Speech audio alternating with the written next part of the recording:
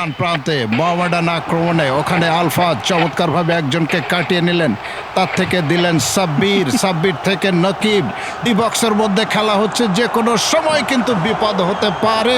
নিজেদের মধ্যে চমৎকার দেয়া নেয়া, বলতে বলতে গোলে কিক, অল্পের জন্য লক্ষ্যভ্রষ্ট, বল চলে গেল ক্রসবারের সামান্য উপর দিয়ে মাঠের বাইরে। ক্ষেত্রে নকিব কিকটি নিয়েছিলেন, একটু দেখে শুনে নিতে পারলে কি হতো বলা মুশকিল।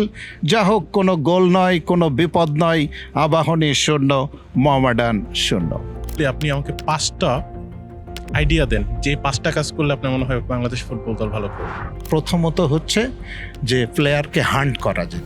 কিছু মহিলা আছে যারা ঝাড়ু দেয়, গ্যালারি ক্লিন করে, এইরকম প্রতিদিনে তারা হয়তো 300 টাকা পায়। এখন তামিম ইকবাল বললেন যে তাদের হাত পর্যন্ত যেতে যেতে ওই 300 টাকা অর্ধেক হয়ে যায়। আপনাকে আমি ছোট উদাহরণটা দিলাম, এখন আপনি উপরের গুলি চিন্তা করে নেন। ফিফা থেকে কিন্তু টাকা আসে, ক্রিকেট বোর্ডে আমরা শুনি 800-900 কোটি টাকা সিটিং দেয়ার। আসসালামু আলাইকুম মাসুদ করিম ভাই, ওয়েলকাম টু জুনিয়র শো। আপনাকে অনেক ধন্যবাদ জুয়েল ভাই, আমাকে আমন্ত্রণ জানানোর জন্য এ ধরনের একটি চমৎকার শোতে। My pleasure, thank you for coming. আমি চাই আজকের ইন্ট্রোটা আপনি দিয়ে দেন। জুয়েল ভাই, আসলে আমি যেটি দিয়ে আজকে শুরু করতে যাচ্ছি, কারণ আপনি জানেন যে এখন সমগ্র বিশ্ব ফুটবল জ্বরে আক্রান্ত এবং এই জ্বরে একটু বেশি যেন আক্রান্ত এবার টিম কানাডা সহ পুরো কানাডার মানুষ। কারণ ইতিমধ্যে আমরা জানি যে প্রাথমিক পর্ব যে 48টি দল শুরু করেছিল বিশ্বকাপ, সেই 48 দলের খেলা এখন শেষ হয়েছে। এখন চলছে সুপার যে 32, 16টি দল ইতিমধ্যে বাড়ি ফেরার পথে, 48টির মধ্যে 32টি, এবং সেই প্রথম নকআউট খেলায় কিন্তু কানাডা অংশ নেয় সাউথ আফ্রিকার সাথে। সেটি অত্যন্ত এক্সাইটিং একটা ম্যাচ ছিল, যেটি দর্শকরা ইতিমধ্যেই জানেন যে প্রথম 90 মিনিটের খেলা গোলশূন্যভাবে চলছিল, এবং যে এক্সট্রা টাইম অর্থাৎ ইনজুরি টাইম যেটি ছিল 5 মিনিট, সেখানে দ্বিতীয় মিনিটে কানাডা দারুণ একটি গোল করে নিজেদের 16-র মধ্যে নিয়ে যায়, এবং সেই আনন্দে আমার মনে হয় মাতোয়ারা সম্পূর্ণ কানাডা। তা সঠিক একটি দিনে আজকে আপনার মুখোমুখি হতে পেরে আমার সত্যি ভালো লাগছে। থ্যাংক ইউ ভাই। আমি চাচ্ছিলাম ওই যে আপনি আবাহনী মাঠে যে করতেন, এরকম একটা ইন্ট্রো দেওয়া যায় কিনা আমাদের পডকাস্টের জন্য। আচ্ছা, না আসলে সেই দিনগুলি তো আমি সবসময় এনজয় করি, এবং এগুলি তো কখনো জীবনে ভুলবো না। যে একটা সময় আপনি জানেন যে বাংলাদেশ ফুটবলের সেই স্বর্ণ যুগে তখন দল বলতে ছিল 2টো, আবাহনী এবং মোহামেডান। তো সৌভাগ্যক্রমে আমার জীবনের অনেক মানে শুরুর যে ধারাভাষ্যগুলি বেশিরভাগ এই 2 দলের মধ্যেই ছিল, আবাহনী এবং মোহামেডানের। তা আমি আসলে ব্যক্তিগতভাবে আপনি যদি জিজ্ঞাসা করেন যে মাসুদ ভাই আপনি কোন দলের সমর্থক, তা আমি আবাহনী মোহামেডানের মধ্যে মোহামেডানের সমর্থক ছিলাম। এরকম একটি ধারাভাষ্য চলছে। বাট আপনি ধারাভাষ্যকার, আপনি একটা দলকে পার্টিকুলারলি না, আসলে ভিতরের নিজের আবেগকে তো ভাই আপনি এখানে আবার চুরি টুরি করেন।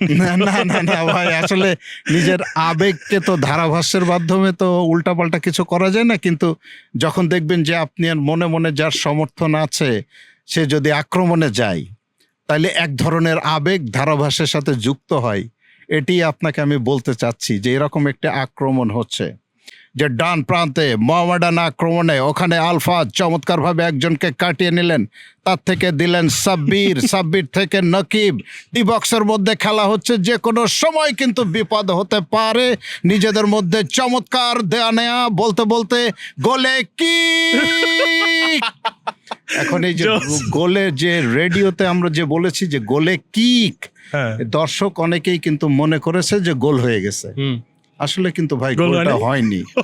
এই গোলে কিক বলার পরে ধরেন একটু পজ নিচ্ছি, যে গোলে কিক, দর্শক ওদিকে রেডিও শুনে নাচানাচি শুরু করে দিছে।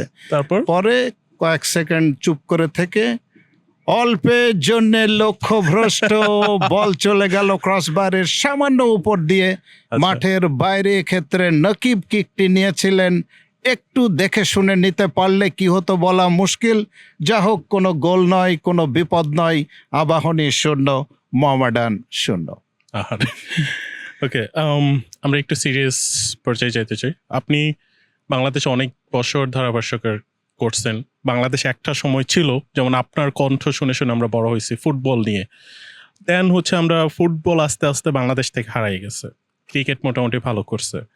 সো বাংলাদেশ যেখানে ফুটবল আগে আরো ভালো করতেছিল, আস্তে আস্তে এই জিনিসটা ডেভেলপ না হয়ে হারাই গেল কেন? না, আসলে এটি অত্যন্ত গুরুত্বপূর্ণ একটি বিষয়। অনেকেই আমাকে, যখন বন্ধুমহল আছে, তারাও জিজ্ঞাসা করেন। আর আপনি জানেন যে এই টরন্টো শহরেই বেশ কয়েকজন বাংলাদেশ জাতীয় দলের মাঠ কাঁপানো খেলোয়াড় তারা কিন্তু বসবাস করেন। তাদের আচ্ছা। সাথেও আমার এই ব্যাপারে কথা হয় যে এখানে আছেন মামুন জর্দার, এখানে আসছেন রুমি, আবাহনীর স্ট্রাইকার, তারপরে এখানে মিজান রয়েছেন, ব্রাদার্স ইউনিয়নে খেলতেন। তো এরকম বেশ কয়েকজনকে আমি ভাই চিনি। তো আসলে বাংলাদেশের ফুটবলটা হারিয়ে যাওয়ার একটি বিষয় হচ্ছে যে যে কোনো খেলা, ফুটবল ক্রিকেট আপনি যেটাই বলেন, এটা হচ্ছে আপনি যদি একেবারে সেই গ্রামগঞ্জের পর্যায় থেকে প্লেয়ারটার সাপ্লাই লাইনটা ঠিক না রাখেন, তো যারা উপরের দিকে ট্যালেন্ট আছে তারা আস্তে আস্তে হারিয়ে যাবে।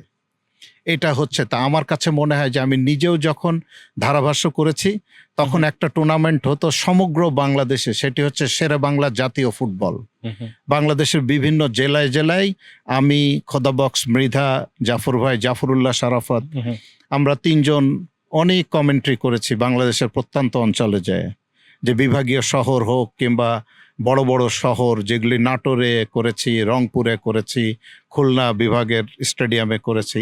তো এই যে আপনি দেখেন যে ছোটখাটো যে টুর্নামেন্টগুলি ছিল, এখন কিন্তু ভাই এগুলি হয় না। আমরা যখন নিজেরা স্কুলে লেখাপড়া করতাম তখন কিন্তু ইন্টার স্কুল হতো। আমি জানি না যে আপনারা যখন লেখাপড়া করেছেন ইন্টার স্কুল পেয়েছেন কিনা, আমার মনে হয় পাননি। না, আমরা ওরকম পাই নাই। বাট আমরাও যখন খেলাধুলা স্কুলে পড়তাম তখন প্রচুর খেলা হইতো ফুটবল। বাট আমি যখন যত বেশি ছোট ছিলাম, আমার কাছে মনে হয় খেলাগুলো তত বেশি পপুলার ছিল। কিন্তু আমি আস্তে আস্তে আস্তে আস্তে, যত হ্যাঁ, বড় হচ্ছি, আমার কাছে মনে হয় বিশেষ করে বাংলাদেশ থেকে খেলা তত হারাই গেছে আস্তে এর আস্তে। কারণ হচ্ছে ভাই, মূল কারণ যেটি, সেটা হচ্ছে সাপ্লাই লাইন। আপনি কোনো কিছু যদি প্রোডাকশনে কন্টিনিউ সাপ্লাই না থাকে তাহলে কি হবে, যে এদিক থেকে ইনপুট আসছে না, তাহলে ওদিকে যে আস্তে আস্তে জিনিসটা বসে যাবে ভাই, আউটপুট ভালো আসবে, আউটপুট ভালো আসবে না। এবং এখন আপনি এই যদি আপনি ফুটবলের পাশাপাশি ক্রিকেটের কথা বলেন, আর আরেকটি বিষয় আমি যেটা বলবো, যেটা ফুটবল অনেক ভালো ছিল তখন আমার কাছে মনে হয়েছে যে খেলা খেলার জায়গায় ছিল, যে যারা খেলতেন আমরা দেখতাম যে তাদের সাধনা, ধ্যান, জ্ঞান, সারা দিনের পথ চলা খেলাকে ঘিরে ছিল। কিন্তু এখন কেন জানি আমার কাছে মনে হয় যে খেলার পাশাপাশি খেলোয়াড় একটু ভালো খেললেই সে বিভিন্ন রাজনৈতিক কার্যক্রমে জড়িয়ে পড়ে। তা আমার মনে হয় যে খেলা এবং রাজনীতি, এটি আমার ব্যক্তিগত মতামত আসলে, যে খেলা এবং রাজনৈতিক ব্যাপার স্যাপার দুটো একসাথে কাজ করে না। এবং এটার যদি আপনি দৃষ্টি দেন উন্নত দেশগুলির দিকে, আপনি খেয়াল করেন তো যে মাঠে খেলা অবস্থায় যে একটা তারকা খেলোয়াড় মাঠে এই মুহূর্তে খেলছে, সে কোনো দেশে রাজনীতিতে জড়িয়েছে কিনা আপনি খুঁজে পাবেন না। বাট পাকিস্তানে যেমন ইমরান খান যে ছিল, হ্যাঁ, উনিও খুব, আমি বলবো উনি খুব বাজেভাবে ব্যর্থ হয়েছে। আই গেস উনি পলিটিক্সে না গিয়ে শুধু খেলোয়াড় হিসেবে থাকাটাই বেশি ভালো ছিল ওনার লাইফে। উনি যে সুনাম অর্জন করছিল, আই গেস কিছুটা উনি নষ্ট করছে পলিটিক্সে গিয়ে উল্টা। এই যে আপনি রিয়েলিটিটা দেখছেন যে যেখানেই খেলার মাঠ ছেড়ে কেউ রাজনীতিকে খেলার সাথে জড়িয়েছে, তারাই আমার মনে হয় যে একটু ফল হয়েছে। তা আমার কাছে মনে হয় যে বাংলাদেশের খেলোয়াড়ি ব্যাপারটা যদি ভালো করে ধরে রাখতে চান, তা আমার মনে হয় যে খেলার জায়গায় খেলা রাখতে হবে, সাপ্লাই লাইন ঠিক রাখতে হবে। খেলার জায়গা কোথায় আছে বলে আপনার যে মনে হয়? খেলার জায়গা বলতে কি, যে আপনি যখন নিজে তারকা থাকবেন, নিজে ভালো খেলবেন, আপনার মাথার মধ্যে কিন্তু অন্য কোনো বিষয়বস্তু যেন কাজ না করে। আপনার চলাফেরা, চিন্তা ভাবনা সবকিছুই খেলার মাঝে থাকতে হবে। আমার মনে হয় তাহলে আপনি প্রকৃত খেলোয়াড়। আর একটা বিষয় আমি জানি না যে আপনি আমার সাথে একমত হবেন কিনা, যে আমি একটা জিনিস লক্ষ্য করেছি যে আপনি ইংল্যান্ডে বলেন, তারপরে অস্ট্রেলিয়ার মতো জায়গায় বলেন, ব্রাজিলে বলেন, যারা ফুটবলের নেশন আর্জেন্টিনা বলেন, ছেলেমেয়েরা বড় হওয়ার পরে বাপ মা স্বপ্ন দেখে যে আমার ছেলেমেয়েরা একদিন বড় ফুটবলার হবে, বড় ক্রিকেটার হবে। আর বাংলাদেশের কয়টা প্যারেন্টস আছে যারা চিন্তা করে যে আমার একটা ছেলে হয়েছে কি মেয়ে হয়েছে, সে একদিন বড় ফুটবলার হবে, ক্রিকেটার হবে? বাংলাদেশের প্যারেন্টসরা এখনো মনে করে আমার ছেলে হয় ডাক্তার হবে, তা নাহলে ইঞ্জিনিয়ার হবে। কিন্তু আর্জেন্টিনায় যেমন ফুটবলটা অ্যাস্টাবলিশড, বাংলাদেশে তো এরকম অ্যাস্টাবলিশড না। যেমন ক্রিকেটও আপনি যেটা বলছেন পলিটিক্স, সো এটা অনেক রিস্কি, কারণ হচ্ছে দিন শেষে ওই 11 জন মানুষই খেলবে, তাই না? সো এটা মানে কম্পিটিশন অনেক বেশি হাই, কম্পিটিশন অনেক হাই, এবং আপনি বলছেন যে এই লাইনের চিন্তা চেতনা করলে ভবিষ্যতে হয়তো আর্নিং ভালো হবে না, ভবিষ্যৎ অন্ধকার হওয়ার পসিবিলিটি বেশি। এই জন্য আপনাকে এই জায়গা থেকে আমাদেরকে বের হয়ে আসতে হবে। এই যে আপনি দেখেন যে বাংলাদেশের যে মা বাবাদের যদি তারা মনে করে যে না এই সেক্টরটা ভালো, এই জন্য যারা খেলাধুলার টপ লেভেলে আছে, মানে ম্যানেজমেন্ট লেভেলে যারা আছে, খেলাধুলা ফুটবল ক্রিকেটকে এইভাবে আপনি যদি স্টাবলিশ করতে পারেন যে প্রতিটা বাপ মা এনকারেজড হবে। যে এখনো পর্যন্ত আমরা গল্প শুনি কি যে খেলাধুলার ছেলে যারা মানে বড় বড় ক্রিকেটার, বড় বড় ফুটবলার, ওরা লেখাপড়া করে নাই, লেখাপড়া না করে স্কুল পালায়ে খেলছে, খেলে তারকা হয়েছে। আপনি যদি একজনের উদাহরণ আপনাকে দিই, যেমন বাংলাদেশের এখন অন্যতম মোস্তাফিজুর রহমান বলেন, ইংলিশে কথা বলতে পারে না। না, আমার এখানে আমি একটু ইন্টারাপ্ট করি, বলেন। আমার কাছে যেটা মনে হয়, মুস্তাফিজ বর্ণই হয়েছে খেলার জন্য, ও ইয়র্কার মারবে, ও ফাস্ট বল করবে। এখন মুস্তাফিজকে যদি আমি বলি যে তুমি ইংলিশ শিখো, বসে বসে ইংলিশ কোর্স করো, দেন তুমি খেলাধুলাও করবা, আই ডোন্ট থিঙ্ক সো এটা আমার দরকার আছে। এটা কোনোভাবেই আমার দরকার নেই। ওর দরকার হচ্ছে ও সারাদিন প্র্যাকটিস করবে, ভালো বল করবে, উইকেট নিবে। আমার তো ওর মানে কি বলে অলরাউন্ডার হওয়ার দরকার নেই। ওর বিসিএস পাইতে হবে, ভালো ক্রিকেট খেলবে, ভালো বল করবে, আমার তো এত কিছু দরকার নেই। একটাতেই ফোকাস করুক। ইভেন যেই মানুষগুলো মাল্টি ফোকাস হয়, দিন শেষে সাকসেসফুল খুব কমই হয়। কারণ আপনার প্রথমত একটা জিনিসে আপনাকে খুব স্ট্রংভাবে স্কিল বিল্ড করতে হবে, দেন হয়তো বা যদি ওইটা আপনি প্রপারলি বিল্ড করে ফেলেন, দেন হয়তো আপনি অন্য কোনো জিনিসে যাইতে পারেন। সো একটা মানুষ দিনে 5 দিন 6 দিন ক্লাস করবে ফুল টাইম, আবার ভালো ক্রিকেটও খেলবে, এটা আমার কাছে মনে হয় অনেকটা। কিন্তু জুয়েল ভাই, দিন শেষে আপনার একটি কথা তো মনে রাখতে হবে যে আপনার কথার সাথে আমি অবশ্যই আংশিক একমত, কিন্তু পুরোপুরি জিনিসটা সত্য কথা এইটাই যে এই যে মুস্তাফিজের মতো আপনি বললেন যে তার খেলার জন্য জন্ম হয়েছে, এরকম মুস্তাফিজদেরকে তো আমাদের হান্ট করতে হবে। এরকম মুস্তাফিজ অনেক আছে বাংলাদেশে, আমরা খুঁজে পাচ্ছি না। তো এই জন্য আমি বলতেছি যে এই যে সাপ্লাই লাইনের কথা বললাম, মুস্তাফিজরা কোথায় আছে, যাদের আর্ট দেখলেই যে বলা যায় যে he has a future in cricket. আপনি বললেন যে না, তাকে ডাক্তার ইঞ্জিনিয়ার হওয়ার মতো তার ওই কেমিস্ট্রি, রসায়ন আর ম্যাথে এত ভালো না হলেও হবে। তো এইরকম যে একেবারে নিচের থেকে একজনকে খুঁজে আনা, যে অজপাড়াগার থেকে, আমার কাছে মনে হয় যে বাংলাদেশের এই সিস্টেমটাতে অনেক এখনো ঘাটতি রয়েছে। সো এই সিস্টেমটা আমরা পরিবর্তন করবো কিভাবে? আমরা যদি এটা করতে পারি, ওই যে আপনি যখন একটু আগে বললেন যে ফুটবল ভালো হতো, কেন ভালো হতো?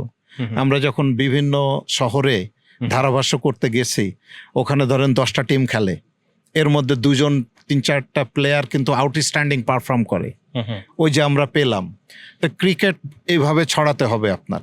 আগে ছিল, আজ থেকে 15-20 বছর আগে ছিল নির্মাণ স্কুল ক্রিকেট, এ ধরনের বিভিন্ন ধরনের জেলা লিগ ছিল।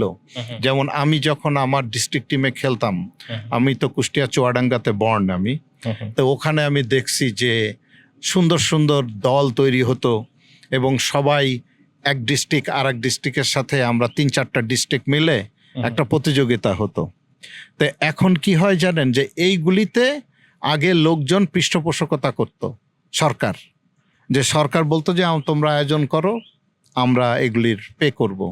তো এখন আসলেও এইভাবে সরকার টেক কেয়ার করে কিনা, যে আমার কাছে মনে হয় জুয়েল ভাই যে এই আয়োজনগুলিতেও যথেষ্ট ঘাটতি আবারও আসছে।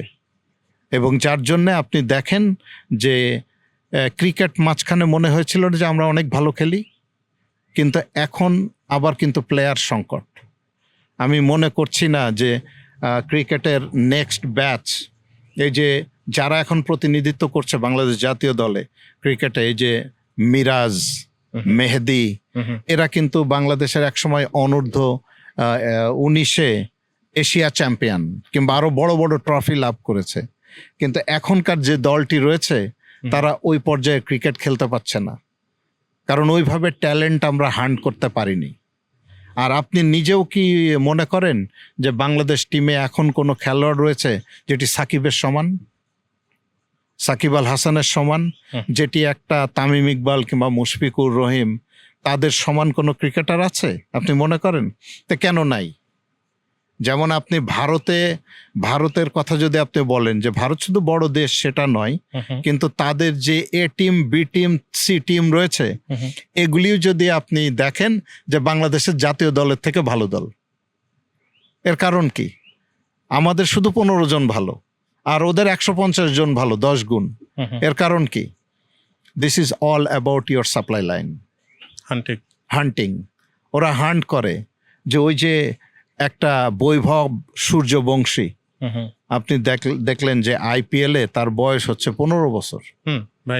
হ্যাঁ, বৈভব, সে মানে কোনো বোলারকেই কাউন্ট করলো না, সে যাওয়ার পরে প্রথম বলে ছক্কা মারে। তো এইরকম কলিজাওয়ালা ক্রিকেটার 15 বছর বয়সী আপনি বাংলাদেশে কেউ স্বপ্নে দেখে যে আমরা এইরকম যদি ট্যালেন্ট না হান্ট করতে পারি, আমরা যেখানে আছি সেখানেই ছিলাম, সেখানেই থাকবো। সো আপনি এটা বোঝাতে চাচ্ছেন ভাই বা বাংলাদেশও আছে, বাট আমরা তাদেরকে খুঁজে বের করতে পারতেছি না, তাদেরকে আমরা ইউটিলাইজ করতে পারতেছি না, আমরা এটা ইউটিলাইজ করতে পারছি না। আর আমাদের ইউটিলাইজ করার জন্য কি কি পদক্ষেপ নেওয়া দরকার? ওই যে আমি বললাম যে আপনার যে ছোট ছোট শহরগুলিতে, ছোট জেলা, বড় টুর্নামেন্ট করতে হবে আপনাকে। এটা কি সরকারিভাবে করবে? সরকারিভাবে প্রত্যেকটা ডিস্ট্রিক্টেই জেলা ক্রীড়া সংস্থা নামে একটি প্রতিষ্ঠান রয়েছে, যেটা ওই পুরো খেলার দায়িত্ব। এইখানে একটা জিনিস আমরা পারবো না আসলে, এই যতই আমি আপনি বড় বড় কথা বলি, যে একটা জিনিস আমরা পারবো না, আমরা হচ্ছে তো এই জায়গাগুলি তো রাজনৈতিক প্রতিষ্ঠান মনে করি, যে আমাদের ওখানে যে দল যখন ক্ষমতায় থাকে তারা, আমি নিজেও দেখেছি যে ওই জায়গাগুলি তাদের প্রতিনিধি এসে দখল করে। ইভেন এমনও আছে যে এটা তো এখন আমরা সামাজিক যোগাযোগ মাধ্যমে দেখতে পাই যে এমনও লোকজন এই সব জায়গায় অন্তর্ভুক্ত হয় যাদের কোনো খেলোয়াড়ি ব্যাকগ্রাউন্ড নেই। আপনি খেয়াল করেছেন কিনা যে আপনি পত্রপত্রিকা দেখলে কিংবা আপনি যদি সামাজিক যোগাযোগ মাধ্যম আপনি সবসময় ফলো করেন, তা আপনি দেখবেন যে অমুক দলের লোক, অমুক ভাই, অমুকের বাবা, অমুকের ছেলে, এই ঘটনাগুলি আমাদের দেশে প্রতিনিয়ত। এখন আপনি আজকে আমাকে ডেকেছেন, কি জন্য ডেকেছেন? আজকে ডেকেছেন যে মাসুদ ভাই খেলাধুলার সাথে জড়িত ছিল। আই থিঙ্ক আপনি একজন ক্রীড়া অ্যানালিস্ট, আপনি যেহেতু অনেক বছর এটাতে ছিলেন, এখনো আছেন, so I think you are the good person to talk about sports. এই জন্য আমার একটা ব্যাকগ্রাউন্ড আছে। ধরেন ঢাকা স্টেডিয়ামে আমি ধারাভাষ্য করেছি, বিদেশি খেলোয়াড় বলেন, দেশের ভালো ভালো খেলোয়াড় বলেন, তাদের সাথে চলাফেরা করেছি, তাদের সাথে কথা বলেছি। তো এই যে তাদের চিন্তা ভাবনা আমি আপনার কাছে শেয়ার করছি, কিন্তু আপনি এমন জনকে নিযুক্ত করলেন যার কোনো খেলোয়াড়ি ব্যাকগ্রাউন্ড নেই। আচ্ছা, একটা কোশ্চেন আসছে, আপনি যখন ধারাভাষ্যকার ছিলেন, জি, তখন কি আপনি স্বাধীন ছিলেন নাকি তখন অনেক পলিটিক্যাল কিংবা অন্য কোনো প্রেশার ছিল যে যার জন্য মনে হচ্ছে যে আপনি স্বাধীন ছিলেন কি ছিলেন না? না, যখন আসলে কি আমরা তো হচ্ছে ধারাভাষ্যকারের কাজ কি, মাঠে যেটা হচ্ছে সেটা আপনার সামনে তুলে ধরা। আমরা ফোকাস করতাম আসলে আমাদেরকে যে সবাই খুব একটা চাপ প্রয়োগ করেছে আমি এটা বলবো না, বাট কোনো চাপ ছিল কি? কিন্তু এগুলি চাপ থাকে ভাই। কিরকম? আমি যদি বলবো যে 100% চাপ মুক্ত না, এটা বলা যায় না। কারণ কি, আমি তো আপনাকে বললাম যে হচ্ছে এই বাংলাদেশের যারা সরকারি প্রতিষ্ঠানগুলির দায়িত্বে থাকে কিংবা এই ধরনের, ওখানে ধরেন ওরা, তারা তো একটা দলের প্রতিনিধি, হ্যাঁ, প্রতিনিধি। তো এইখানে আমার মনে হয় যে তাদের ইনস্ট্রাকশনটাও আমাদেরকে ফলো করতে হয়, যে এইভাবে কথা বলবেন, এইটার মানে কিছু রাজনৈতিক মনে পড়তেছে আপনার?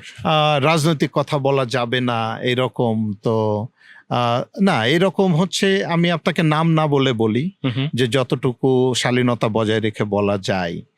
তো এই ধরেন আমি ধারাভাষ্যে আছি, খেলা খুবই গরম, আবাহনী মোহামেডানের খেলা চলছে, যে পাল্টা আক্রমণে আবাহনী মামুন জদ্দার চমৎকার ভাবে এবারে ডান প্রান্ত দিয়ে রাইট উইঙ্গার মামুন জদ্দার এগিয়ে যাচ্ছেন, দেখা যাক কি হয়। এই যে একটা গরম ধারাভাষ্যের মধ্যে আছি না, এখন হঠাৎ ধরেন ওই সময়কার কোনো একটা মন্ত্রী মাঠে রয়েছেন কিংবা রাজনৈতিক ব্যক্তিত্ব মাঠে রয়েছেন, টিভির ক্যামেরায় তাকে দেখানো হলো, তা আমি হয়তো তার কথা কোনো কিছুই বলিনি, যে আমাকে বলতে হবে যে এই মাত্র আপনারা টেলিভিশনের পর্দায় দেখলেন যে এই মন্ত্রী তিনি খেলা উপভোগ করছেন, তার নামটা আমার একটু বলতে হবে, তার একটু প্রশংসা করতে হবে। এইটা হচ্ছে তাহলে ওনারা আমারে পছন্দ করবে।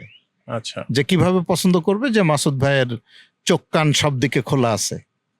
তার এইটা ফোকাস না করে আপনি যদি মাঠের মধ্যে থাকেন, মানে আপনি আসল জবে যদি থাকেন হবে না। জি, এই তখন হয়তো আমার কমেন্ট্রির সময় আমাকে কেউ কিছু বলবে না, কিন্তু বাইরে যখন বের হব তখন হয়তো আমার প্রডিউসার আমাকে বলল যে মাসুদ ভাই একটু ডানে বামে খেয়াল রেখেন। এই ঘটনা আমি পেয়েছি আর কি, ফিডব্যাক এরকম যে দিন শেষে ফিডব্যাক করার সময় যে জিজ্ঞেস করলাম যে আজকে প্রডিউসারকে যে কমেন্ট্রি কেমন হলো, কোনো কিছুতে কোনো ঘাটতি আছে কিনা এরকম। তো উনি হয়তো বললো যে সব ঠিক আছে, মাসুদ ভাই একটু ডানে বায়ে চোখ খোলা রেখেন, কাউকে যদি টিভির ক্যামেরায় দেখানো হয় তার সম্পর্কে একটু দুটো কথা বলেন। আপনি যেটা বললেন যে হান্টিং এর কথা, বাংলাদেশের তো আপনার ফিফা থেকে অনুদান আসে না? সব জায়গায় আসে। সো এখান থেকে একটা টাকা আসে, এই টাকাগুলো তাহলে আপনার কি মনে হয় যে না, টাকাগুলো কোথায় যাচ্ছে? না, এটা তো হচ্ছে ফুটবলের ডেভেলপ করার জন্য, যে টাকাগুলি ফিফার থেকে আসে এগুলি হচ্ছে ওই খেলার ডেভেলপ করা। ক্রিকেটের জন্যও তো টাকা আসে, ফুটবলের জন্যও আসে। তো এটাই আপনাকে আমি এতক্ষণ বোঝানোর একটু চেষ্টা করছি জুয়েল ভাই, যে এই টাকাটা, যে ডেভেলপমেন্টের টাকাটা আপনি কিভাবে ডিস্ট্রিবিউট করলেন, আপনি কয়টা জিনিস মানে আমাদের দেশের প্রত্যন্ত অঞ্চলে টাকাগুলি ছড়িয়ে ছিটিয়ে আপনি কি আয়োজন করলেন? না, যাই হয়তো, কিন্তু আশানুরূপ ফল পাওয়ার মতো ডিফারেন্স মেক করে না। আর আপনাকে একটা উদাহরণ দিই, যেমন আমাদের দেশের ক্রিকেট বোর্ডে, এটা হয়তো মাসখানিক আগের ঘটনা, ক্রিকেট বোর্ডে আপনি জানেন না যে যখন ওই যে খেলাধুলা শেষ হয় জুয়েল ভাই, তখন তো ক্লিনিং পার্টি আছে না, কিছু মহিলা আছে যারা ঝাড়ু দেয়, গ্যালারি ক্লিন করে, এইরকম। তো ওনাদের প্রতিদিনে তারা হয়তো 300 টাকা পায়, একদিন কাজ করার জন্য 300 টাকা। এখন তামিম ইকবাল বললেন যে তাদের হাত পর্যন্ত যেতে যেতে ওই 300 টাকা অর্ধেক হয়ে যায়, 150 হয়ে যায়। তো এই জন্য আপনাকে বলতেছি যে তামিম ইকবাল হাসতেছিলেন আর বলছিলেন যে তারা হচ্ছে ওই ওয়ার্কারদের মধ্যে সবচাইতে গরিব, আমরা ওখান থেকেও একটা পার্সেন্টেজ খাই। তাহলে আপনাকে আমি ছোট উদাহরণটা দিলাম, এখন আপনি উপরের গুলি চিন্তা করে নেন, যে যেখানে কোটি টাকার লেনদেন আছে জুয়েল ভাই, লাখ টাকার লেনদেন আছে, ওখানে কি হয়? ওনারা হচ্ছে, ওনাদেরকে খালা বলি আমরা, যে they are just doing the cleaning job after game finish. তো এখন তাদেরও যদি ওই কন্ট্রাক্টরের মাধ্যমে একজন হয়তো, কিংবা ওনারা হয়তো 300 টাকায় পায়, ওনাদের ভাগে 600 টাকা, আমি বুঝতে পারছি আর কি, টাকাটা কমে যাচ্ছে, ন্যায্য মূল্য পাচ্ছে না ওনাদের হাতে পাওয়া পর্যন্ত। তো এইটা কিভাবে তামিম ইকবালের কানে আসছে, এবং উনি রিপোর্টারদের সামনে বলছিলেন যে আমি এটা কখনোই ভাবতে পারি না যে ওনারাও ওদের হাতে টাকা যাইতে যাইতে অর্ধেক শেষ হয়ে যায়। না, এটা খুবই আনফরচুনেট আসলে। এখন তো তামিম ইকবাল বাংলাদেশের ক্রিকেট বোর্ডের president, so are you happy with that, like he is doing good job or bad? শোনেন, যে কোনো একজন প্রেসিডেন্ট হলে সে যে 2 দিন 2 মাস এরকম করে পুরা সিনারিও যে পাল্টাই ফেলবেন জুয়েল ভাই, এই কাজটা এরকম না। আমি যে কয়েকজন টপ ক্রিকেটার দেখেছি বাংলাদেশে, অবশ্যই তামিম তার মধ্যে অন্যতম। তামিমের যথেষ্ট ব্যাকগ্রাউন্ড রয়েছে, রেকর্ড ভালো, এবং বাংলাদেশের ক্রিকেট অঙ্গনে যে টপ সারির প্লেয়ার সে। এখন সে দায়িত্বে আছে এখন। তা আমার কাছে মনে হয় যে তাকে যদি সুযোগ দেওয়া হয় তাহলে আমরা ফল পেতেও পারি, কারণ একটু আগে আপনাকে বলেছিলাম যে অনেকেই তো দায়িত্বে আছে ব্যাকগ্রাউন্ড ছাড়া, কিন্তু হি ইজ উইথ ব্যাকগ্রাউন্ড। এর আগে আমিনুল ইসলাম বুলবুল ছিলেন তামিমের আগে, উনিও কম সময় পেয়েছেন। কিন্তু যেটা আমি আপনাকে মিন করতে চাচ্ছি, ধরেন আগের সরকারের আমলে যে পাপন ভাই ছিলেন, ওনার তো ক্রিকেটীয় ব্যাকগ্রাউন্ড না, কিন্তু উনি তো 10-12 বছর ধরে ছিলেন।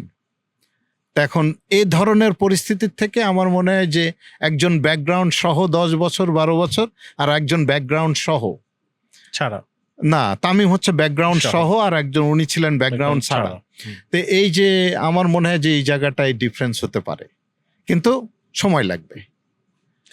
বাংলাদেশের ফুটবলে এখন অনেক নতুন প্লেয়ার আসছে, যেমন হামজা আসছে, কানাডা থেকে একটা ছেলে গেছে সৌমিত সোম, সরি।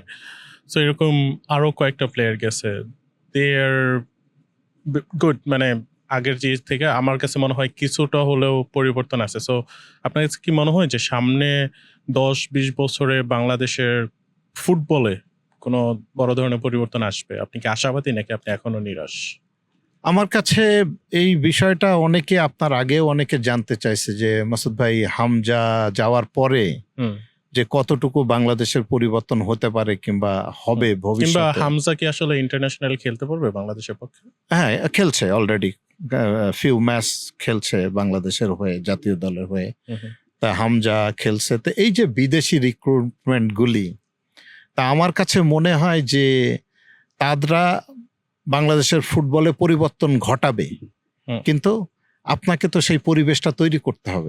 এগেইন আমাদের মূলধারায় সমস্যা, যে মূল জায়গায় আপনি একটা জিনিস নিলেন, যে আপনি সাপোজ আপনি যে কোনো একটা আইটেম নিলেন, সে আইটেম রাখার আপনার শেলফ নাই, যে আইটেমটা সংরক্ষণ করার একটা গুড এনভায়রনমেন্ট নাই।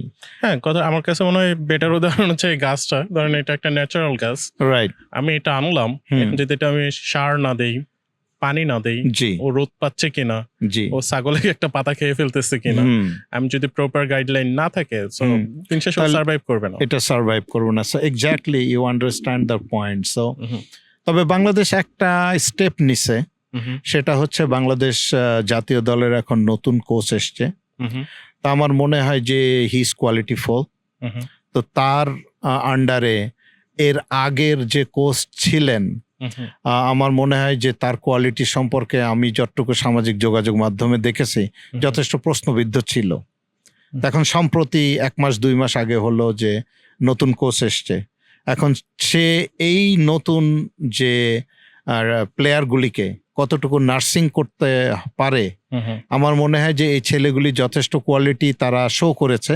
এবং আপনি জানেন কিনা যে এই প্লেয়ারগুলি যখন আমরা নিয়ে যাই, তাদের কিন্তু বাংলাদেশেও পরীক্ষা দিয়ে জাতীয় দলে ঢুকতে হয়, যে একটা নির্দিষ্ট লেভেল।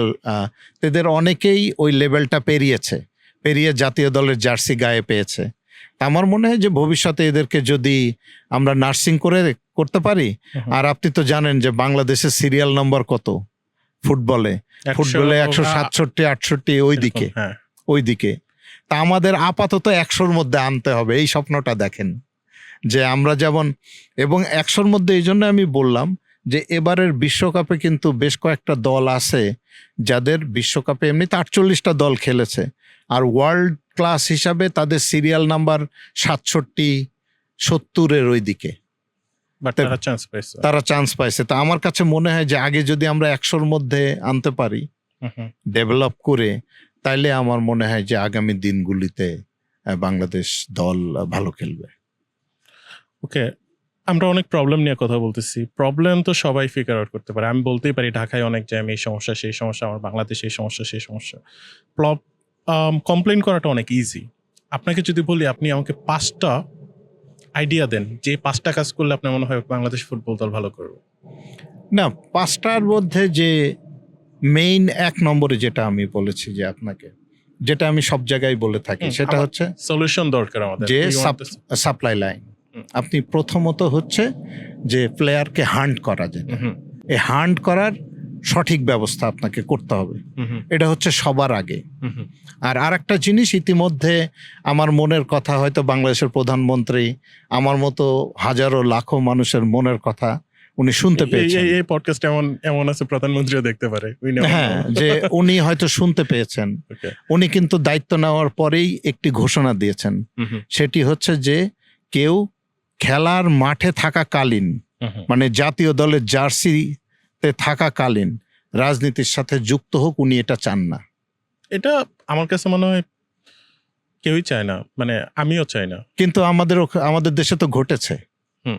মাঠে থাকাকালীন যেমন আমরা সাকিব আল হাসানকে দেখেছি যে সে নির্বাচন করছে, মাশরাফি করেছে। হুম, তা আমার মনে হয় যে এই দুইজনের পরে, হুম, এবং তারা দেখেন তাদের যে একটা লেভেল ছিল, ফ্যান বেজ, তারাও তাদেরকে হারিয়ে ফেলেছে। তারা কিন্তু এখনো বাংলাদেশের অনেক মানুষ আছে সাকিব আল হাসানকে মাঠে দেখতে চান, খেলা দেখতে চান। কিন্তু এখন দেখেন শুধুমাত্র এই রাজনৈতিক ব্যাপার স্যাপারে জড়িয়ে উনি আর খেলতে পাচ্ছেন না এই জটিলতার কারণে। মাশরাফি উনি হয়তো এখন আর খেলোয়াড়ের বয়স নাই জাতীয় দলে খেলার, কিন্তু অ্যাটলিস্ট জাতীয় দলকে ডেভেলপ করার মতো যথেষ্ট সামর্থ্য তার রয়েছে আমি মনে করি। কিন্তু এই যে একটা রাজনৈতিক ব্যাপার স্যাপারের মধ্যে যাওয়ার পরে তিনিও এই জায়গাটাতে ঢুকতে পারছেন না। তো এইটা হচ্ছে দ্বিতীয়, যেটি তারেক রহমান আমাদের মাননীয় প্রধানমন্ত্রী তিনি ইতিমধ্যেই বলেছেন যে এই জিনিসটা উনি পছন্দ করেন না, যে আপনি মাঠে থাকবেন, আপনি রিটায়ার করবেন, then do whatever you want. তো এইটা হচ্ছে গেল আপনার 2 নম্বরটা জিনিস, যে আমরা যেন প্লেয়ারদেরকে রাজনীতি মুক্ত রাখি। হ্যাঁ, এটা হচ্ছে 2 নম্বর। প্রথম তো বললাম যে সাপ্লাই লাইনটা আপনার ঠিক রাখতে হবে। আর 3 নম্বর যেটা ফুটবলের জন্য খুবই জরুরি, খুবই জরুরি, সেটা হচ্ছে ভালো কোচ। ভালো কোচ, কারণ কি, আপনি যখন স্কুলে পড়েছেন, আপনি স্কুলে পড়লে একটা বিষয়, আপনি অনেক টিচারের নাম আপনার মনে আছে না? কেন মনে আছে বলেন? কারণ তারা ভালো ছিল এবং তারা আবার জীবনে খারাপগুলিও মনে আছে আপনার। যে অমুক টিচারের আন্ডার ক্লাসে গেলে থাকতে ইচ্ছা হতো না, মনে হতো যে ক্লাস ছেড়ে বেরিয়ে আসি। তা আপনাকে একটা উদাহরণ দিই, যে বাংলাদেশের ক্রিকেটের ক্ষেত্রে যে আমাদের ফাস্ট বোলিং এর ক্ষেত্রে একটা বিপ্লব হয়েছে। ফাস্ট বোলার এখন ওয়ার্ল্ডের যে কোনো ধারাভাষ্যকার বলে যে Bangladesh has the world class fast bowler. Fast bowling এর একটা, কিন্তু এটা কে তৈরি করেছে, কার কথা আসে? আমরা সবসময় ঘুরে ফিরে একদিককেই আমরা আঙুল উঁচাই, সেটা হচ্ছে সাউথ আফ্রিকার অ্যানাল ডোনাল্ড। এই যে ডোনাল্ড যে জিনিসটা দিয়ে গেছে, এটা এখন কতজন কোচ আসছে এর মধ্যে আসছে, কিন্তু তার কথা কেউ ভুলতে পারে না। এই জন্য আপনার একটা গুরু, শিক্ষক, দিস ইজ ভেরি ইম্পর্টেন্ট। তো ফুটবলের ক্ষেত্রে বলুন, আপনার ক্রিকেট হলো একদম ভালো কোচ। ভালো coach is very important, very important. হ্যাঁ, এটা হচ্ছে 4 নম্বর গেল। আর দ্বিতীয় হচ্ছে যে বাংলাদেশের যারা পরিচালনা কমিটি রয়েছে ফুটবলের কিংবা ক্রিকেটের, আপনি বলেন, যে আমার কাছে মনে হয় যে এই জায়গাগুলি মানে রাজনৈতিক প্রভাব মুক্ত করতে পারবে কিনা, কিংবা আমাদের মতো জাতি দিয়ে সম্ভব কিনা আমি জানি না, কিন্তু আমার মনে হয় যে যাদের খেলোয়াড়ি ব্যাকগ্রাউন্ড আছে, তারা যদি এই কাজগুলি পরিচালনা করে, যারা জাতীয় দলের ভালো খেলোয়াড় ছিল, যাদের আন্তর্জাতিকভাবে স্বীকৃতি এবং সুনাম রয়েছে, আমার মনে হয় যে তারা যদি এই জায়গাগুলিতে দেখভাল করে, এই জায়গাগুলিতে তাদেরকে যদি আমরা সম্মানিত করি, যে তুমি দেশের জন্য, সে তো দেশের জন্য করছে, যে তুমি দেশের জন্য করছো, এখন আমাদের দেশকে আরো এগিয়ে নিয়ে যাও, দায়িত্ব দিলাম। এখন এই জায়গাটায় আমরা কিন্তু অনেক পিছিয়ে পড়েছি অন্যান্য দেশের থেকে। আপনি অন্যান্য দেশে দেখেন যে আপনি পাশাপাশি আপনি হচ্ছে ভারতে দেখেন না, ভারতের যারা আছে, আর সব জায়গায় 2-1 জন থাকে, ভারতের যারা কোচ আছে, সিলেক্টর আছে, তারা সবাই কিন্তু প্রাক্তন জাতীয় দলের প্লেয়ার, কিংবা তারা যখন মনে করে যে না এই ক্ষেত্রে আমাদের একটু, তারা অ্যাটলিস্ট ওই সেক্টরটা ওন করে, তারা ওন করে। এই যে আপনি দারুণ একটা ল্যাঙ্গুয়েজ বলেছেন, যে ওন করা। তো ওই সেক্টরটা আমাদের ভালো প্লেয়ারদের মাধ্যমে ওন করতে হবে। ওন করা আমি বললাম এই জন্যই যে একটা জিনিস হচ্ছে ধরেন আপনি হয়তো ফুটবল ক্রিকেট ভালো বুঝেন, বাট আপনি ওই জিনিসটা ভিতরে ওন করেন কিনা। রাইট। এখন এই জন্য ওন করা বললাম, কারণ ওরা আই গেস ওন করে। তো এই যদি আপনি ওন করতে পারেন, আমাদের ফুটবল ক্রিকেট আরো ভালো হবে। আর আরেকটা জিনিস আমাদের দেশে নাই, কিনে কিন্তু এইটা হচ্ছে ক্রিয়েট করাটা যাবে কিনা আমি জানি না, কারণ আমাদের দেশটা তো ভাই খুব ছোট। আমাদের দেশে খেলার মাঠ খুব কম। আমাদের দেশে যেমন আপনি জানেন, সব গেম যদি ঢাকা কেন্দ্রিক হয়, ঢাকা শহরে আপনিই বলেন মাঠ কয়টা আছে, খেলার মাঠ কয়টা হবে? তো সব মিলিয়ে 5-6টা মাঠে খেলা হয়, মানে বড় মাঠগুলি। আমরা যখন ধারাভাষ্য করেছি তখন আমরা দেখতাম যে আবাহনের একটা মাঠ আছে ধানমন্ডির পাশে, এটা ছিল খুব পপুলার। তারপরে আমরা আরামবাগ ক্লাব ছিল, ব্রাদার্স ইউনিয়ন ক্লাব ছিল, তারপরে ঢাকা ইউনিভার্সিটির মাঠ আছে। এরকম সব মিলিয়ে আপনি হাতের করে গুনতে পারবেন। আমি কিন্তু ঘটনাটা বলছি আজ থেকে 20-25 বছর আগের। তখন এই কয়টা মাঠ ছিল, আর এখন মাঠের সংখ্যা হয়তো আরো কম। এখন ওইগুলিতেও সেইভাবে, কারণ ওই যে ক্রিকেট ঢুকছে, ক্রিকেট আছে, ফুটবল আছে, আমার মনে হয় যে খেলাধুলার মাঠের সংকট রয়েছে। এইটা যদি আপনার কাটানো যায়, এগুলি কাটানো যায়, আপনি জিজ্ঞেস করতে পারেন যে মাসুদ ভাই এগুলি কাটানো যাবে কি করে, কারণ এখন কিন্তু ঢাকা শহরের জায়গায় নেই, এটা আরো ছড়িয়েছে। আপনি গাজীপুর বলেন, বসুন্ধরা সিটি বলেন, যে আপনি নর্থে কিংবা সাউথে, এগুলি হচ্ছে ঢাকা উত্তর, ঢাকা দক্ষিণ, হয়তো এইদিকে বুড়িগঙ্গার এইদিকে জায়গা নেই, কিন্তু ওইদিকে জায়গা আছে, টঙ্গী গাজীপুরের ওইদিকে।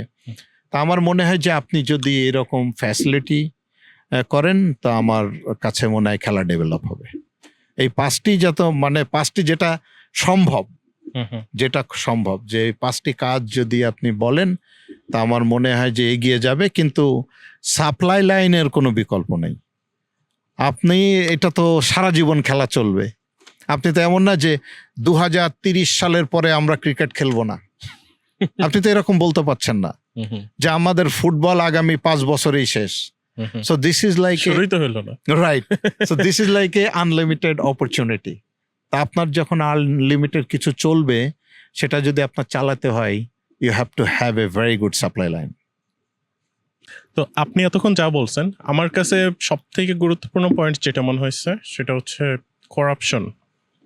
আপনি যেটা বলছেন সবকিছুই দিন শেষে একটা ছাতার নিচে যদি করা হয়, এটা হচ্ছে করাপশন। সো করাপশনটা আই গেস দূর করলে, করাপশন হইতে পারে একদম নিয়োগ দেওয়া থেকে শুরু করে সবকিছুর মধ্যেই হতে পারে। সো করাপশনও আমাদের দেশ তো নষ্ট হচ্ছেই, পাশাপাশি আমাদের যে এন্টারটেনমেন্টের স্পটগুলো আছে ওগুলো নষ্ট হচ্ছে। সো অ্যাটলিস্ট যে কোনো এন্টারটেইনমেন্ট সেক্টর থেকে করাপশনটা আমাদেরকে মোটামুটি বলতে একদমই সরাই ফেলা উচিত। এবং জুয়েল ভাই, আপনি যদি এই করাপশনের কথা বললেন, যে আপনি নিজেও যদি জানেন যে এই সেক্টরগুলিতে করাপশন আছে, কিংবা এই সেক্টরগুলিতে যোগ্যতার মূল্যায়ন করা হয় না, সেক্ষেত্রে ফিউচারে কিন্তু আপনি আপনার ছেলে মেয়েদেরকেও ওই দিকে আপনি ফেস করাবেন না, যে don't go this side, better go for doctor আর ইঞ্জিনিয়ার।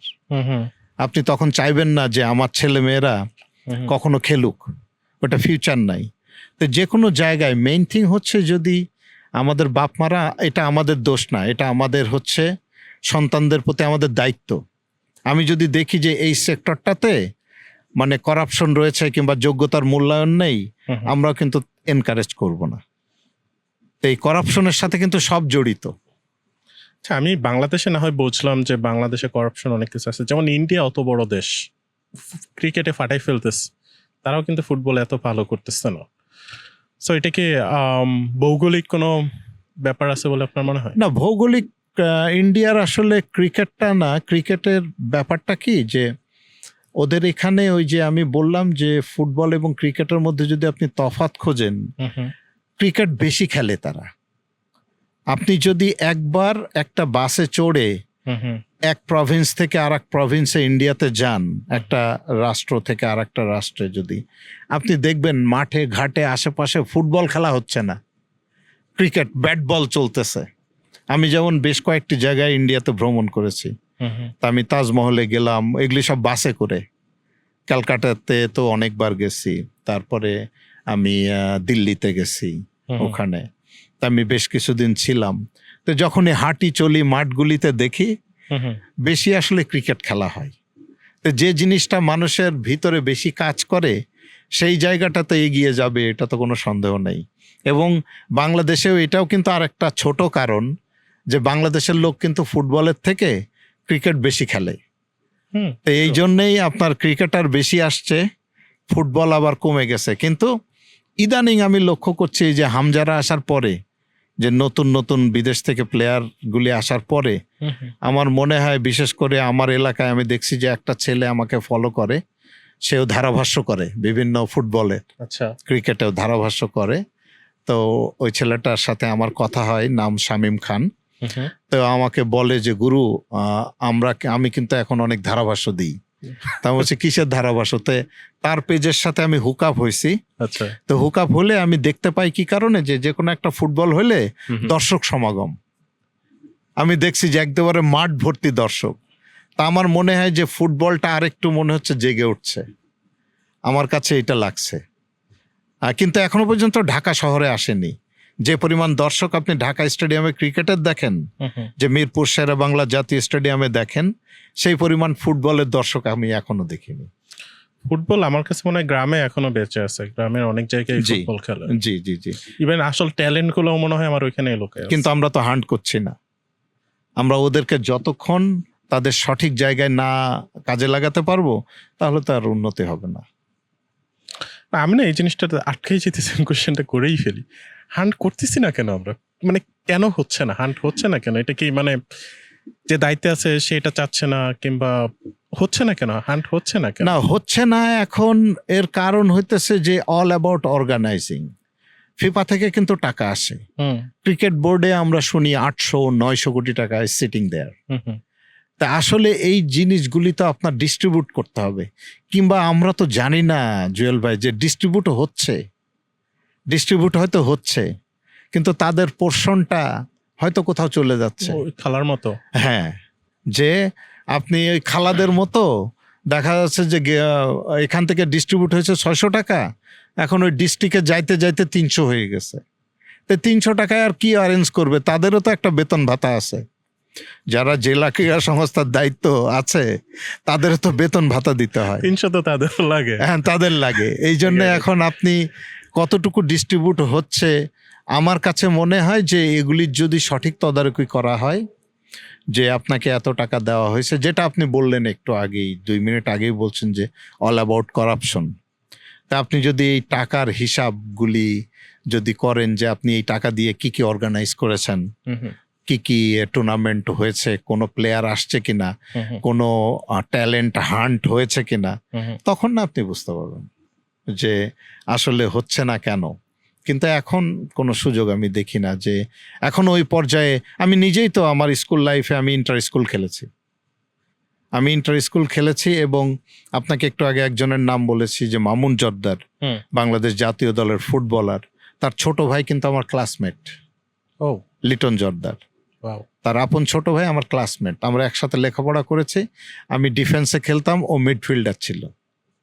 এই যে আমাদের সেসব স্মৃতি মনে আছে, কিন্তু এখন তো ওই খেলাগুলি নাই, তাহলে হচ্ছে কোথায়? ওকে, আপনার এক্সপেকটেশন কি সামনে 10 বছরে বাংলাদেশের ফুটবল নিয়ে? বাংলাদেশের ফুটবল আমার মনে হয় যে এখন ভিন্ন স্ট্র্যাটেজিতে তারা এগিয়ে যাচ্ছে। স্ট্র্যাটেজিটা কি? ভালো না খারাপ? না, ভালোর দিকে, যে বিদেশ থেকে এই ছেলেগুলিকে তারা খুঁজে খুঁজে বের করে বাংলাদেশের সাথে, এবং এটা কিন্তু তাদেরও একটা স্যাক্রিফাইস। তারা কিন্তু এই যে ছেলেগুলা গেছে, হ্যাঁ, এটা তাদের একটা স্যাক্রিফাইস বলতে হবে। যে না, স্যাক্রিফাইসটা কি? তারা দেশের জন্য এই জিনিসটা আইডিয়া স্যাক্রিফাইস করছে কিছুটা হলেও। এটা তাদের, আমার কাছে মনে হয় ওই সম্মানটা তারা পাওয়ার যোগ্য। না, এই সম্মানটা তো পাওয়ার যোগ্য এক কথা, আর this is a big sacrifice. ধরেন হামজা চৌধুরী কোন লেভেলে খেলে, এখন সে যে বাংলাদেশে গেছে, কিন্তু এটাই আপনাকে আমি বলতে চাচ্ছি, যে স্যাক্রিফাইসটা তারা আমাদের দেশের জন্য দিছে, ওইটা আমাদের আবার গ্রহণ করতে হবে, ইউটিলাইজ করতে হবে। আপনি যদি ওই হামজা যাওয়ার পরে হামজা দেখে যে 2-4 বছর তো খেললাম, বাংলাদেশের এই ম্যানেজমেন্টের এইসব জিনিস আমার পছন্দ হয় না, সে যাওয়া বন্ধ করে দেবে। তা আমি এই জন্য বললাম যে নেক্সট 10 ইয়ার্সে হোয়াট এভার উই গট, এই যে আমরা সোফার সুমিত সেন বললেন, হামজা চৌধুরী বললেন, এইগুলো- জামাল ভুঁইয়া নামে জামাল ভুঁইয়া তো অনেক আগে অনেক আগে আছে। থেকে গেল। তো এদেরকে যদি আমরা কাজে লাগাতে না পারি, হুম, হুম, তা আমার মনে হয় যে যোগ্য কোচের মাধ্যমে, যোগ্য ম্যানেজমেন্টের মাধ্যমে যদি তাদেরকে আমরা সঠিক জায়গায় না কমাতে মানে জায়গা কাজে লাগাতে, তাহলে আমাদের ওই 167-68 লেভেল থেকে 100-র নিচে যদি আমরা না যেতে পারি, সো নেক্সট 5 ইয়ার্স, আমি বলবো 10 ইয়ার্স না, 5 years is very crucial time for us. এই ছেলেগুলি যাওয়ার পরে আমাদের দেশ যদি ডেভেলপ না করতে পারে তাহলে ফুটবল পিছিয়ে যাবে। আর যদি আপনি এগিয়ে যাওয়ার গল্প শুনতে চান, হুম, হুম। নেক্সট 5 ইয়ার্সে যাবে। আই মিন সামনের ওয়ার্ল্ড কাপে জি, 4 বছর। হচ্ছে 4 বছরে আপনি অনেক উন্নত। আমি বলছি না ওয়ার্ল্ড কাপ খেলবে এরকম না, হুম, হুম, কিন্তু আমি বলছি যে 100-র মধ্যে ঢুকতে হবে। ওকে। যে বাংলাদেশকে আপনি প্রথম স্বপ্ন দেখেন যে আমরা র্যাঙ্কিংয়ে হুম, হুম, যেন 100-র মধ্যে আসি, তারপরে আপনি স্বপ্ন দেখেন ওয়ার্ল্ড কাপের, কারণ ওয়ার্ল্ড কাপে খেলে তো 48টা দেশ। Hmm, hmm. So still we are like double way হ্যাঁ, অনেক পিছনে। পিছনে। তো ওইটা আপনি আগে স্বপ্ন দেখি, তারপরে। ওকে, আপনি পার্সোনালি কোন দল সাপোর্ট করতেছেন এইবার ফিফাতে? না আসলে ফিফাতে এখন আমি খুব আমার ভিতরে অনেক এক্সাইটমেন্ট কাজ করছে, কারণ আমি একটা ব্যাপারে খুব খুশি। কি কারণে জানেন? যে আগে আপনাকে তো যেমন সবসময় খুশিই দেখি আমি। না আসলে বেশি মানে খেলার এই ফুটবলের ব্যাপারে আমি একটু বেশি আশাবাদী। কারণ কি জানেন? কারণ আমি যখন আজ থেকে আপনাকে 20 বছর আগে বিশ্বকাপ ফুটবল দেখেছি, দলগুলির মধ্যে ব্যবধান ছিল অনেক বেশি। হুম। যেমন আমরা এশিয়ার যে দেশ, আমরা যে সেকেন্ড রাউন্ডে যাব, এশিয়ার দেশগুলি, আমরা ওটা চিন্তাই করতে পারিনি। হুম। তা আমার মনে হয় যে এই যে দলগুলির মধ্যে যে ব্যবধানগুলি এখন অনেক কমেছে। হুম, হুম, সুন্দর ফুটবল উপহার পাওয়া যায়। আপনি যদি খেলা দেখে থাকেন, আমার ইরানের খেলা ভালো লাগছে, হুম, হুম। যে ইরানকে কেউই হারাতে পারেনি, যে তারা সবসময় সবকটা ম্যাচেই ড্র করেছে, যদিও 32-তে কোয়ালিফাই করতে পারেনি, কিন্তু খেলার মান ভালো ছিল। তারপরে আর একটা ছোট্ট একটা দ্বীপ রাষ্ট্র, হুম। তারা 32-র মধ্যে গেছে। কোপা বার্ডে নাকি কি জানি হ্যাঁ নামটা? হ্যাঁ হ্যাঁ, কি জানি নামটা? কেপ ভার্ডে। কেপ বার্ডে। ইয়েস, তারা আর্জেন্টিনার সাথে খেলবে। হুম, হুম। তো তারা কিন্তু কখনো স্বপ্ন দেখেছে যে না, না, আমার এইখানে আমার এটা আসছে, এই হ্যাঁ। ছোট ছোট দ্বীপ থেকে এসে তারা ওয়ার্ল্ড কাপ খেলতেছে, তারা এত ভালো করতেছে, সেই তুলনায় আমাদের রিসোর্স অনেক ভালো আছে। আমার কষ্টটা এইখানেই যে ইভেন আমরা ফুটবল যে বাংলাদেশের মানুষ পছন্দ করে না, একদম মরে গেছে ফুটবল এরকম না, ফুটবলের ক্রেজ আছে বাংলাদেশের মানুষ। আপনি দেখেন, আমি দেখতেছিলাম এই যে ইসের অ্যামি মার্টিনেজ যে আছে, উনি চলে যাচ্ছে ইন্টারভিউ, মানে সাংবাদিকরা ডাকতেছে, একজন বলতেছে যে আমি বাংলাদেশ থেকে আসছি, আমার সাথে একটু কথা বলো। ও আবার ঘুরে আসছে, আবার বাংলাদেশ থেকে? ঘুরেছে বাংলাদেশ। হ্যাঁ, তুমি বাংলাদেশ, তাহলে তোমার সাথে আমি কথা বলি। তারাও জানে যে আমরা ফুটবলকে এত পছন্দ করি, ফুটবলকে আমরা পছন্দ করি না এরকম না, বাট স্টিল আমরা মনে হচ্ছে যে কোথাও না কোথাও আমরা আস্তে আস্তে খালি পিছনের দিকে চলে যাচ্ছে, কোথাও না কোথাও খালি পিছনের দিকে যাচ্ছে, মানে কোনো প্রগ্রেস নাই আসলে। অনেক পরিবর্তন হইতেছে, সবকিছু হইতেছে, দিন শেষে প্রগ্রেস নাই। না ওই যে আপনাকে আমি এর আগে তো দর্শকদের জন্য অনেক কথাই বললাম যে ওই যে আমাদের ট্যালেন্ট কম, আর এই যে ছোট ছোট দেশগুলি আপনি বললেন ওরা পারে, আমরা কেন পারি না? আসলে ওদের মধ্যে লোক আছে হয়তো কয়েক লাখ, কিন্তু ওদের ধ্যানে জ্ঞানে ওরা হচ্ছে ফুটবল নিয়ে কাজ করে, ওরা হচ্ছে অন্যান্য দেশকে ওই লেভেল করার চেষ্টা করে যে ওরা পারে আমরাও পারবো। আর আমরা নিজেদেরকে কি মনে করি জানেন? আমরা মনে করি যে জন্মগতভাবে আমরা দুর্বল।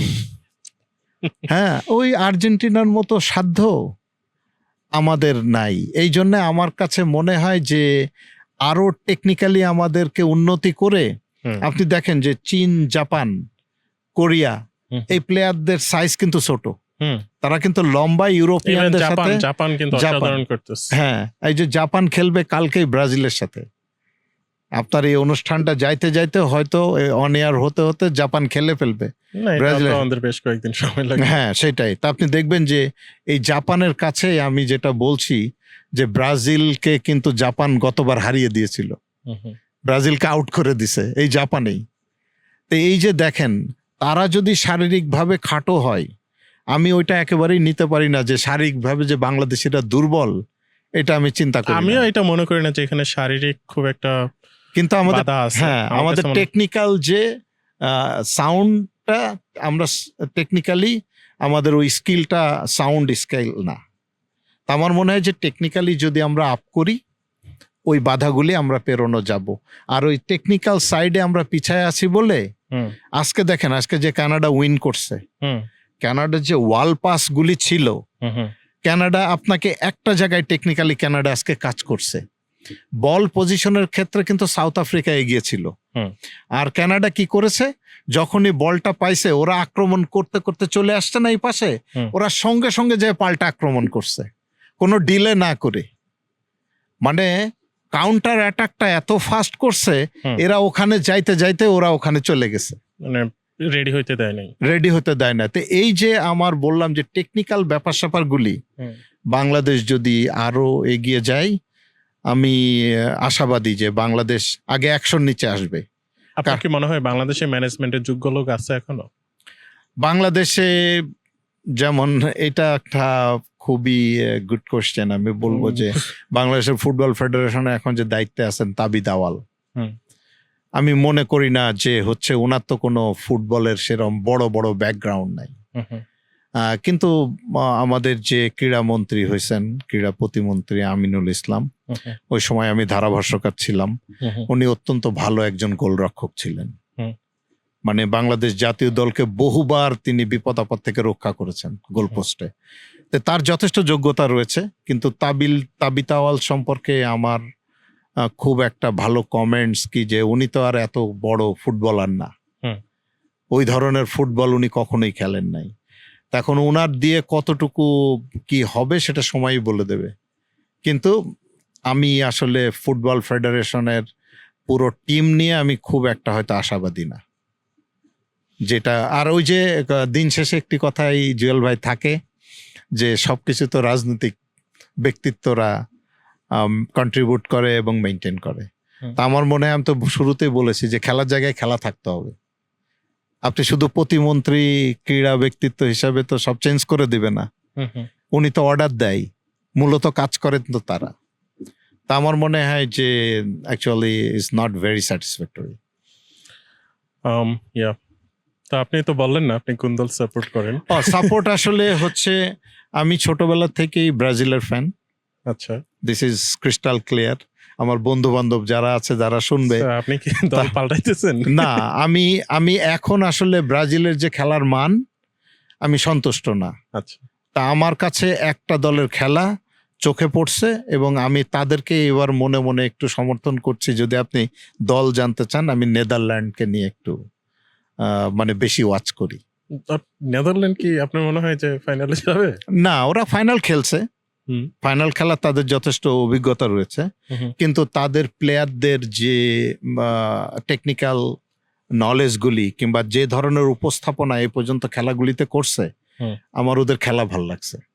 যেমন আর্জেন্টিনা অবশ্যই টপ একটা টিম, গতবারের চ্যাম্পিয়ন, কিন্তু আমি কখনো চ্যাম্পিয়ন দলকে চিন্তায় রাখি না। How about France?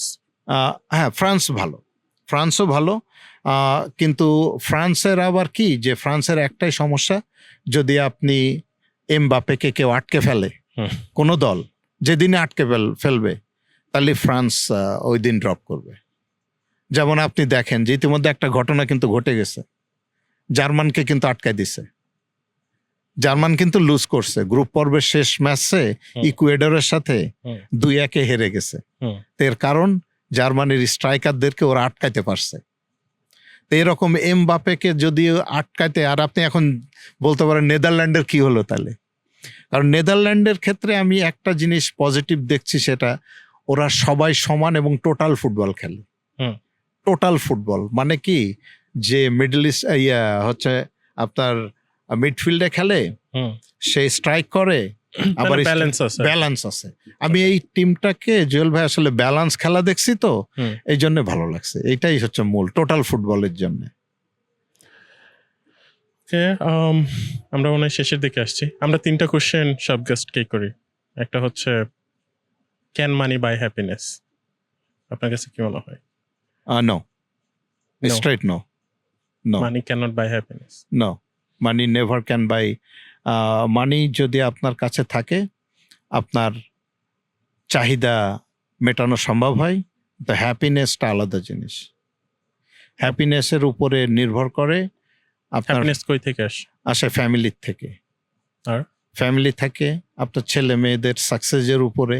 যেমন আমি একজন ফ্যামিলি পার্সন, আমি বাসায় যদি দেখি যে my wife is very happy, তারপরে আমার কিডসরা ভালো করতেছে, কারণ আমি শুধু নিজের উন্নতির কথা ভেবে হ্যাপি হই না, আমি হ্যাপি হই আমার পরের জেনারেশনও যদি তারা ভালো করে। কন্ট্রাক্টে থাকে। হ্যাঁ, যেমন আমি বললাম, আমি বাসায় গেলাম, আমি শুনলাম যে আমার ছেলে খুব ভালো রেজাল্ট করছে। That আমার makes you কাছে happy. হ্যাঁ, এই ছোট ছোট জিনিসগুলি আমার আমার আমার ওয়াইফ যখন আমি বাসায় যাই, হুম। যে দেখি যে সে জানে যে একটা লোক সারাদিন কাজ করে আসছে, হুম। আমি দেখলাম যে সুন্দর করে একটা খাবার পরিবেশন করছে আমার জন্য, সামথিং ভেরি স্পেশাল।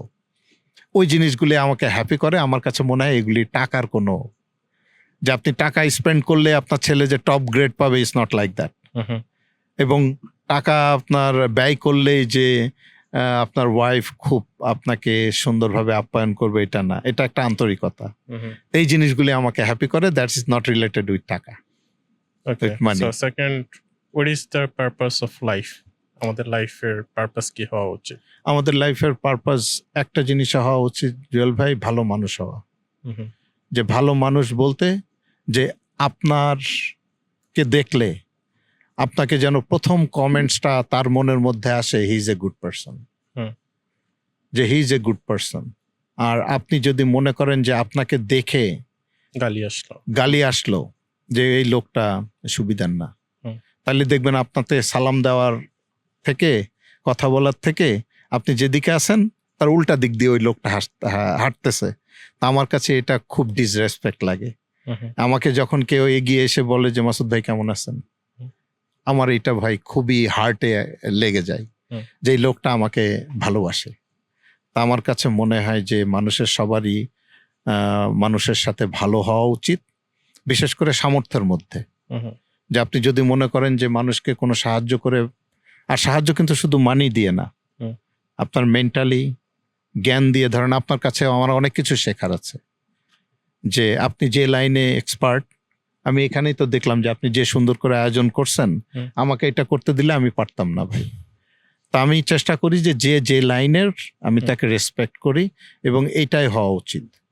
আর আপনার প্রফেশন কিংবা আপনার কাজগুলি আমি যদি রেসপেক্ট করতে পারি, হুম। আপনি আমাকে ভালোবাসবেন ইনশাআল্লাহ। জি। ওকে, আরেকটা কন্ট্রোভার্সিয়াল কোয়েশ্চেন, এটা মনে হয় আমাদের শেষ কোয়েশ্চেন। সেটা হচ্ছে রিসেন্টলি আমরা এই 2026-এর যে ফিফা ওয়ার্ল্ড কাপ হচ্ছে, এখানে অনেক কনস্পিরেসি থিওরি দেখতেছি যে ফিফাটা অনেক স্ক্রিপ্টেড, এটা সেটা অনেকে অনেক মন্তব্য করতেছে। Do you agree with that? Are you agree or disagree? আসলে ফিফা তো অনেক ফুটবলের টপ সংস্থা হুম। এখানে। তো এইখানে আমার কাছে মনে হয় যে ওই ধরনের কোনো কিছু যে বড় কিছু হয়, হুম। আমার কাছে এটা মনে হয় না। আমি এটা এগ্রি করি না। কারণ কি, হুম। সারা ওয়ার্ল্ডের দৃষ্টি তাদের দিকে।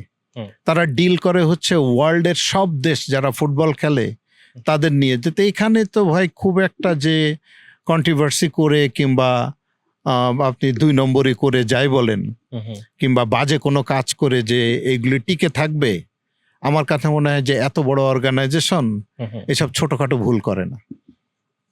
সবকিছু তারা নিয়মের মধ্যেই থাকার চেষ্টা করে। তা আমি এটা মনে করি না যে এটা খুব একটা যে বাজে কোনো Scripted জিনিস।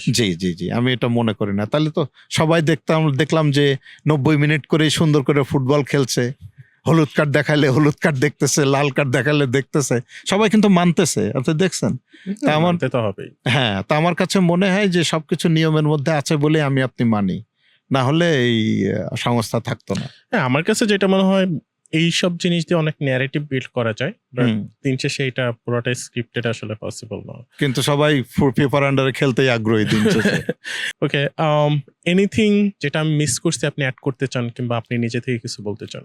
না, আমি একটা জিনিস অ্যাড করতে চাই যে আপনার ট্যালেন্টকে নিয়ে, যে আপনি যে এই যে সমসাময়িক বিষয়গুলি নিয়ে যে আপনি এত সুন্দর করে আয়োজন করেন, তা আমার মনে হয় যে যারা অনুষ্ঠানটা দেখছেন হুম। কিংবা শুনছেন, তারা যদি আপনাকে এই ব্যাপারে আরো এনকারেজ করে, আর কমিউনিটির গুণীজনরা যদি এগিয়ে আসে, আমার মনে হয় যে আপনার এই উদ্যোগটা কমিউনিটি ডেভেলপমেন্টে অনেক হেল্প করবে। যে ধরেন আমি আজকে এই যে খেলা নিয়ে কথা বললাম, আপনি একজনকে বললেন যে এর আগে আপনি নিয়ে এসছেন একজন ব্যারিস্টারকে, তো এই দেশে চলার জন্য কিন্তু অনেক নিয়ম কানুন আছে, তো সেই সম্পর্কে উনি কথা বলেছেন, অনেক ইনসাইটফুল কথা রাইট। তো যে ব্যাপারে এক্সপার্ট তারা যদি আপনার এই জায়গায় বসে মুখোমুখি আপনার সাথে জিনিসগুলি শেয়ার করে, আমরা সারা পাচ্ছি। জি জি, আমিও চেষ্টা করব যে এই লোকগুলি, যেহেতু এই কমিউনিটিতে আপনি জানেন যে আমি একটা টিভি চ্যানেলের সাথে জড়িত, একটা টিভি চ্যানেলের আমি senior producer, NRB TV Canada. তা আমি তো অনেক ক্লায়েন্টদের সাথে চলি ফিরি কথা বলি, তা আমিও চেষ্টা করব যে আপনাকে যেন তারা এনকারেজ করে অন্তত কমিউনিটিকে। আর আপনি একজন তরুণ, সবকিছুতে তরুণরা এগিয়ে আসুক, আমি এটা খুবই মনে প্রাণে চাই। দোয়া করবেন ভাই। ইনশাআল্লাহ ইনশাআল্লাহ। ওকে, আপনি লাস্টে আরেকটু কিছু বলে দেন দর্শকদের, একটু এনার্জেটিক। না, এনার্জেটিক কি, যে সুপ্রিয় দর্শক, একটি কথা যে সেই বারবার সেই ধারাভাষ্যের কথা আপনারা শুনতে চান, তা আমার মনে হয় যে এটি আমার এক্সপার্টিজ। যে আপনারা যেমন আপনাদের এই যে ফুটবলের কথা বারবার শুনিয়েছি, যে ক্রিকেটের একটি বিষয় দিয়ে আপনাদেরকে শেষ করি। যে আমি যখন পূর্ণ ধারাভাষ্য করতাম বাংলাদেশ টিভি কিংবা বিটিভি কিংবা বাংলাদেশ বেতারে, সেই সময়টির কথা মনে আছে। আমাদের দেশের অন্যতম একজন সেরা খেলোয়াড় ছিলেন মোহাম্মদ রফিক। তা আমি তাকে একটি অন্য নামে ডাকতাম। হ্যাঁ, সেটি হচ্ছে যে এক সময় উনি ইয়েতে খেলতে আসছেন, যে মোহাম্মদ রফিক তিনি আসছেন প্যাভিলিয়ন প্রান্ত থেকে ওভারের পরের বলটি করার জন্যে। মোহাম্মদ রফিক, যাকে আমি মাঝে মাঝেই বলে থাকি বাংলাদেশ দলের মায়াবী ঘাতক। হ্যাঁ, মানে তার স্পিন বলগুলি এত স্লো এবং এত দারুণভাবে টার্ন করতো, ব্যাটসম্যান বুঝে ওঠার আগেই। এরকম একটি ধারাভাষ্য দিচ্ছিলাম যে মোহাম্মদ রফিক পরের বলটি করার জন্য আসছেন, যাকে বলে থাকি বাংলাদেশ দলের মায়াবী ঘাতক। তিনি বল করলেন অফ স্টাম্পের বাইরে পড়ে বাঁক নেওয়ার মুখে। মরিস উদাম্বে তিনি ব্যাট চালালেন, তার ব্যাট মনের কথা শুনল না। বলটি হওয়ার আগে দেখলাম যে স্টাম্পগুলি সাজানো ছিল, বলটি হওয়ার সাথে সাথে স্টাম্পগুলি এলোমেলো হয়ে গেল, যার পরিভাষা হচ্ছে পরিষ্কার বোল্ড আউট হয়ে মরিস উদাম্বে মাথা নিচু করে এখন চলেছেন প্যাভিলিয়নের পথে। তো এই যে ব্যাটসম্যান বুঝে ওঠার আগেই যে বোল্ড হয়ে যাওয়া, তো এই জন্য আমি তাকে বলতাম যে মায়াবী ঘাতক, মায়াই ফেলে গেছে। হ্যাঁ, যে মানে অল্পের মধ্যে দিয়ে বলটা ঘুরিয়ে আপনি ওই বলগুলি যদি আপনি দেখেন। তো সুপ্রিয় দর্শক, যাবার আগে আবার আপনাদেরকে আরেকটা কোশ্চেন বলেন, আপনার এই যে কথা বলার স্কিল, এটা কি আপনার বাইবর্ন ছিল নাকি এটা আপনি ডেভেলপ করছেন? না, এটা আমার বাইবর্নই। সবসময় আমি যখন ওই বন্ধুদের সাথে ক্রিকেট খেলতাম, সবাই আমার হাতে মাইক দিত, বলে মাসুদ তুই বললে খুব ভালো শোনা যায়। তা আমি ওই যে যদুমধু নরমালি আর এমনি কথা বলেন না, তখন ওই যে খেলার সময় বলতাম।